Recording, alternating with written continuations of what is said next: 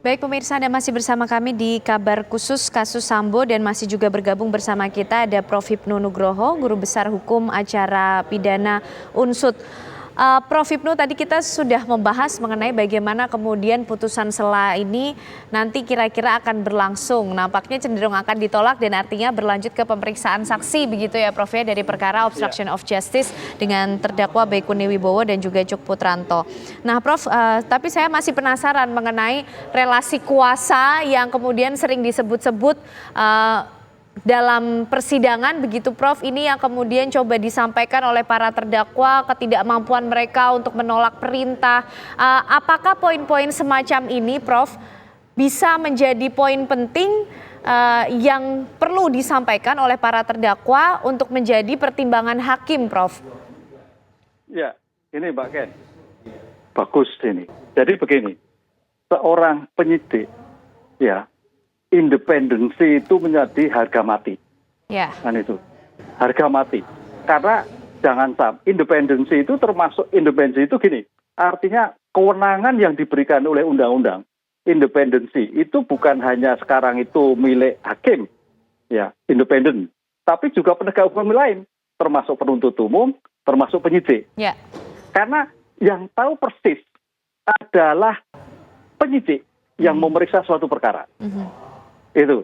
Sehingga dalam hal seperti ini, sebagai bentuk objektivitas suatu perkara, itu taruhan yang bersangkutan.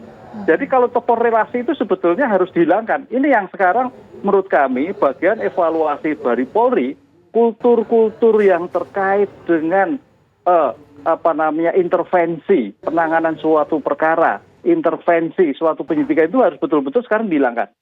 Kan jangan sampai melakukan suatu penyidikan atas perintah yang dimana perintah itu untuk kepentingan tertentu. Itu masuk obstruction of justice lagi.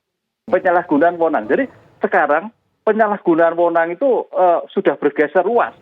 Penyalahgunaan kewenangan tidak hanya pada tingkat peradilan yang kemarin tanda petik ada kasus-kasus tertentu, tapi juga di pengungkapan perkara. Contoh misalkan kalau kita riset-riset tertentu itu, misalkan pertanyaannya, ada tersangka 10, kenapa hanya 5? Ya. Nah, itu juga potensi loh, sehingga terjadi perdebatan di persidangan. Ya, adanya tebang pilih. Itu karena apa? Karena adanya tanda petik loh kita loh. Ada suatu pilihan tersangka, kewenangan. Oh, harusnya 10 cukup 5 karena ada faktor X yang terjadi di persidangan saling tarung. Nah, itu saling uji bukti dan sebagainya. Itu yang pertama. Yang kedua, penanganan barang bukti sehingga di sini kami pernah penelitian seperti ini, Mbak. Bisa dicari bukunya. Independensi di dalam suatu proses penyidikan. Itu memang merupakan harga mutlak. Jadi jangan takut karena pimpinan, karena Kapolres atau karena Kapolda dan sebagainya. Oh, enggak bisa. Ini bicara bukti, tanggung jawab di persidangan. Dan ini yang harus dirubah, budaya-budaya terkait dengan penanganan suatu perkara itu independensi, objektivitas itu harus ada pada penyidik. Memang sekarang sudah mulai saya melihatnya. Kemarin Bareskrim Dinas Penerangan menyatakan bahwa ini kewenangan penyidik. Oh bagus itu sudah mulai sekarang lah. Tapi terkasus ini ya tampaknya itu terhindarkan, itu loh. Sehingga dalam kasus biasa oke lah, itu sudah mulai. Tapi dalam kasus ini tampaknya tidak ada keberanian. Nah itu yang perlu harus ada suatu pembenahan ke dalam. Karena apa-apa bahwa Polri adalah organisasi dinas sipil, bukan organisasi dinas militer. Dan itu militer pun juga kalau kita lihat dalam undang-undang peradilan militer itu tergantung apakah situasi perang atau situasi damai, kan itu. Kalau situasi perang ya suruh ambil, tembak. Tapi kalau sudah damai ya kita lihat persoalannya. Itu Mbak, kalau kita melihatnya seperti itu. Ya. Oke, Prof. Tapi begini Prof, dalam kepolisian itu kan ada hierarki. Ini yang kemudian memungkinkan dan membuat Verdi Sambo bisa memerintahkan sebuah instruksi kepada bawahannya yang kemudian akhirnya justru menjadi terlibat sebagai terdakwa. Nah, terdakwa dalam obstruction of justice ini kan punya bawahan lagi Prof. Kemudian mereka bobotnya hanya sebagai saksi. Nah, bagaimana sih Prof sebenarnya penyematan predikat-predikat sebagai saksi dan juga sebagai tersangka? Hakim ini nanti akan memberikan bobot seperti apa? Ya, kita kembali pada basic ilmu hukum. Adanya mens rea, sifat melawan hukum. Nah, konsep sifat melawan hukumnya itu ada pada siapa? Apakah hanya ada pada 6 orang yang sekarang disidang? Adakah faktor yang lain? Nah itu Mbak. Sehingga ke depan kayaknya juga kalau memang nanti dibuka seluruhnya, bisa juga muncul terdakwa yang lain. Nah, bisa Masih ada jadi. kemungkinan itu, Prof? Masih mungkin, saya melihatnya dari kasus ini kayaknya masih dimungkinkan ada terdakwa lain. Bahkan kalau ada terdakwa lain itu bisa menjadikan bukti yang disampaikan dalam suatu persidangan itu bukti akurat. Karena bukti yang disampaikan, bukti diberikan di bawah sumpah. Nah itu loh. Gitu. Ini yang menjadikan titik perhatian kami tampaknya nanti kalau sampai buka-bukaan dari masing-masing terdakwa ini juga bisa menyeret kepada pelaku lain yang sebetulnya dia juga sebagai masuk kualifikasi obstruction of justice karena dia harusnya melawan tapi juga melakukan perintah, menerima perintah dan dia melakukan atas tindakan perintah tadi. Nah itu Mbak Ken, ini yang mudah-mudahan tidak terjadi, tapi tampaknya perdebatan kemarin antara saksi dengan terdakwa mulai muncul bahwa ada suatu perintah yang berbeda sehingga konsep mens reanya itu adalah timbul di dalam perbuatan tersebut. Nah, perbedaan inikah Prof yang dilihat juga oleh Prof Hipnu coba untuk dicari kepastiannya oleh para hakim Prof dalam agenda-agenda sidang lanjutan yang ada? Iya, makanya ini melaksanakan perintah ini harus dipahami. Kita teorinya tadi adalah menghendaki dan mengetahui. Sifat melawan hukumnya itu ada tidak? Dan itu loh. Perbuatan objektifnya ada tidak gitu. Tapi kalau memang misalkan sifat melawan hukumnya ada, oke. Tapi tidak pada tataran merusak, menyembunyikan, hanya memindahkan, ya mungkin ringan.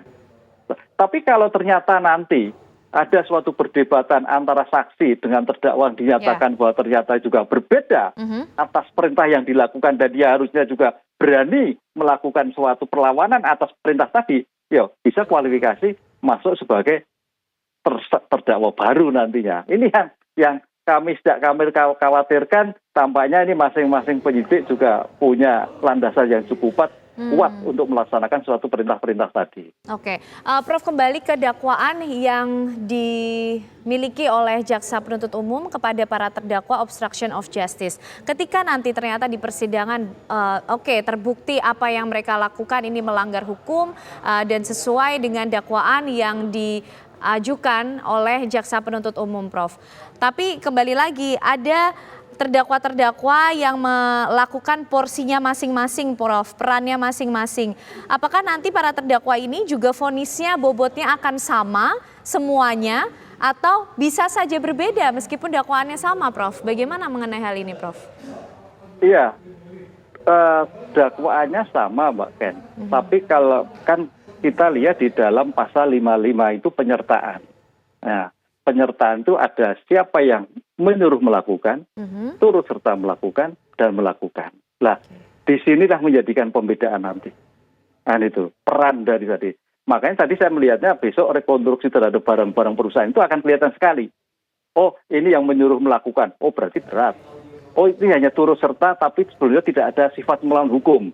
Karena adanya suatu kedekatan emosional, bisa ringan. Nah, di situ akan terlihat, nanti hakim akan melihat, oh ini orang ini sifat melawan hukumnya sudah nggak ada ini, karena hanya faktor emosional menjadikan dia melakukan suatu turut serta. Nah, turut serta itu bisa karena ketidakenakan, karena faktor teman atau faktor pimpinan, tapi bukan suatu perintah loh Mbak. Nah itu bisa masuk kualifikasi lebih ringan. Nah ini nanti akan dipisahkan, makanya dari 6 itu nanti bisa terlihat Mbak, mana yang lebih berat terkait yang undang-undang ITE ya 32, 33 itu cukup berat. Kalau ITE itu sudah nggak bisa ditawar lagi, itu 8 tahun itu. Tapi kalau nanti yang terkait dengan KUHP, syukur yang bisa hanya memindahkan tok ya 9 bulan. Tapi kalau terkait merusak barang bukti tapi bukan elektronik, ya bisa kena 4 tahun. Nah ini yang kita lihat nanti bagaimana pembuktian di persidangan nanti. Oke, Prof, ketika ternyata di persidangan terbukti kalau ITE ini kan mungkin lebih condong mengarah atau berkaitan dengan eviden-eviden atau bukti-bukti seperti CCTV, barang-barang elektronik ya Prof. Tapi dalam obstruction of justice ini kan ada juga tindakan-tindakan lain yang merintangi penyidikan dalam kasus pembunuhan Brigadir J, misalnya pembersihan TKP yang seharusnya tidak sesuai dengan SOP begitu loh Prof. Ini nanti akan dikenakannya di KUHP-nya Prof ya? Ya, kalau di luar IT, membersihkan TKP, meletakkan barang bukti senjata, kemudian merusak barang bukti terkait dengan tempat TKP, misalkan darah, kan itu ada darahnya, senjatanya, kemudian posisi mayatnya, kemudian seolah-olah menjadikan suatu tembak-menembak, menceritakan itu kayaknya sepertinya KUHP. Jadi ini nanti akan dilihat yang jelas kalau yang terkait dengan CCTV masuk IT, kalau di luar CCTV masuk KUHP. Begitu Mbak Ken. Oke, baik Prof. Hipnu, menarik untuk membedah kira-kira apa yang akan berlangsung di persidangan dari kasus obstruction of justice.